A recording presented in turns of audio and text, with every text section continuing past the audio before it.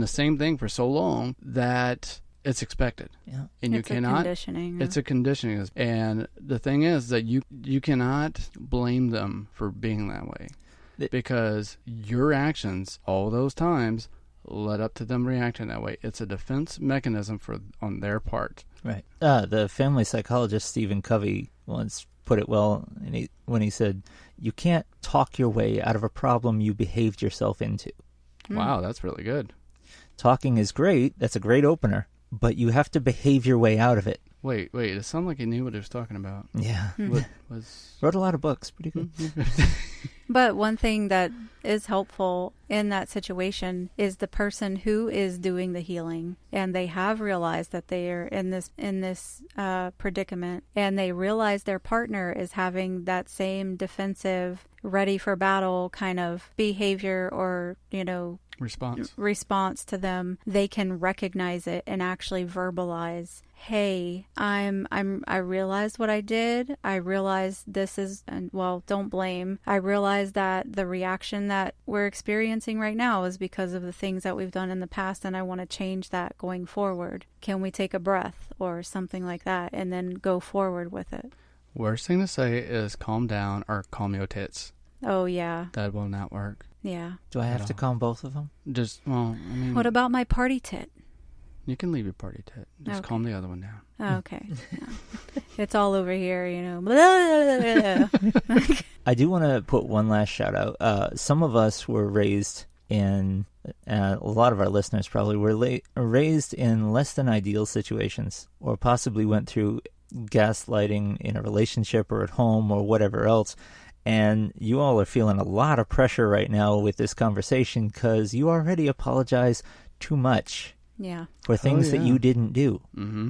And a lot of us grew up apologizing as a way of defusing a situation. Yeah. Just taking responsibility when it wasn't yours to take. Expressing regret even though you had nothing to do with the situation. And that's your defense mechanism. Mm-hmm. So please don't take this as a way to step up your self-flagellation game. No. Please understand that that's also a thing to work on and with your partners, and understand that if you're in a healthy relationship, you should only ever apologize when it's honestly up to you to apologize, when it's honestly your fault, when it's not because you think you have to. And not to defer somebody else's anger, not on behalf of somebody else's actions. Oh, good Lord.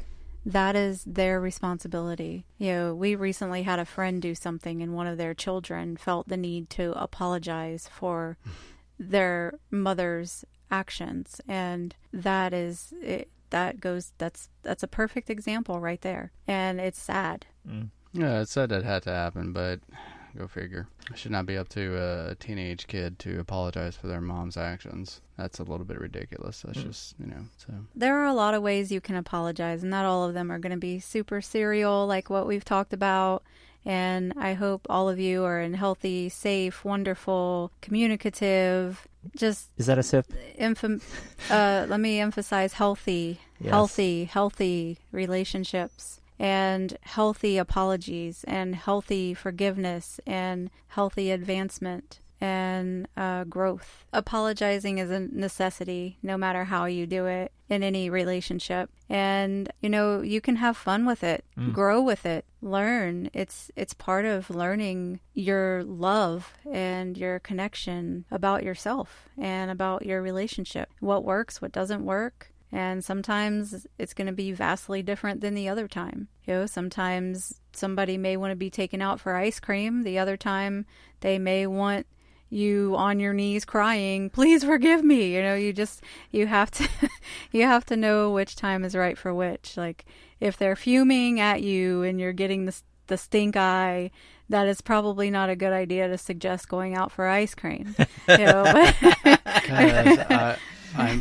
At that point, I'm sure their look on their face would probably melt the ice cream. Oh, yeah. Or you could be like Zan and just be super sarcastic. And then he does this thing where I'm super angry and he makes some sort of smart ass, sarcastic comment and makes me laugh. And I'm so angry and I laugh and I don't want to laugh. And I'm even more angry because I'm laughing. And then I just can't even be angry anymore. So he accomplished what he set out.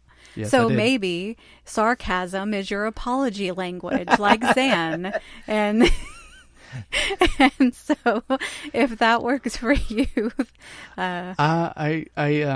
sometimes he is trial and error with that. It is, Yeah. and it's a lot of error, but But one thing I think sarcasm can solve the world's problems. No, okay, maybe not. Where's my lamp? Crickets. I My can't lamp make is- a cricket noise. My So my lamp is out with Aaron tonight. that's Oh, whoa.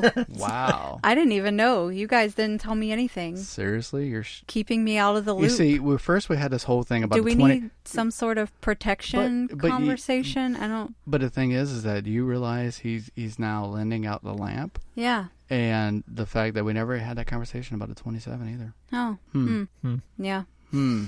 A man of mystery. Nothing. You have nothing to say for yourself. He's silent on Facebook and he's silent in the closet. Wow. That shirt looks good on you.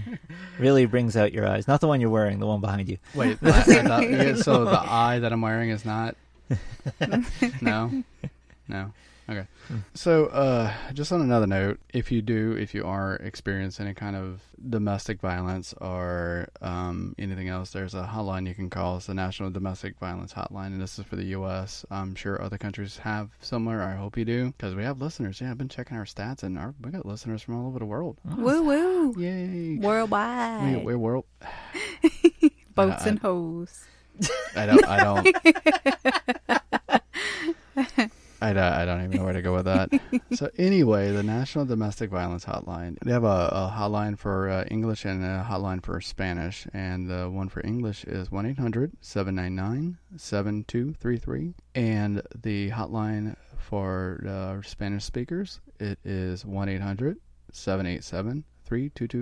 You sound like you should be on NPR. So somebody left us a good review on one of the podcatchers, Aaron. Right, we caught that. Well, I yeah. caught that. That was my catch. It took me a minute. I was like, No, 'cause it it was took me spelled pointing weird. it out. Yeah, Mhm. no, that's what I'm saying. Like, it was spelled weird, and I was just like, hi, what is that name? And then Jay is like, oh, that's Aaron. I'm like, oh, I was laughing my ass right, off yeah. sitting in the pickup line for one of the kids. Yeah, I was like, oh, that's good. But yeah, they left us a great review on Stitch. You done messed up, Aaron.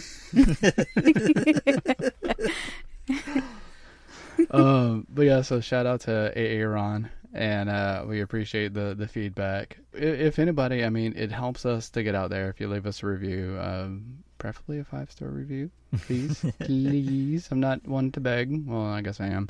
But yeah, if you leave us a good, Where's my lamp?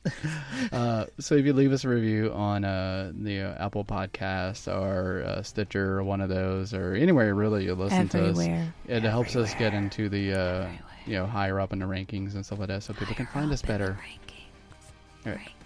Are you quite done yet? Well, that's all the time we have for today. Thank you so much for joining us. We love the fact that you listen in, and we love doing what we do. And So- even though this might have been a little more serious topic than we originally planned, thanks, Crows, was your idea. Actually, it was a really good idea. See, It was a good idea, Yep. I guess. Yay. Sure. Thank you, Crow. As always, you can find us at poly-saturated.com. You can find us on Facebook at polysaturated and on Twitter at poly_saturated. You can send us an email at askus@poly-saturated.com. please send us the email. The email. Email. You've got male and female. Thank you so much for joining us here at Polysaturated, and remember, keeping it polyamorous is Keeping it poly real. bye. Thanks, guys. Toodles.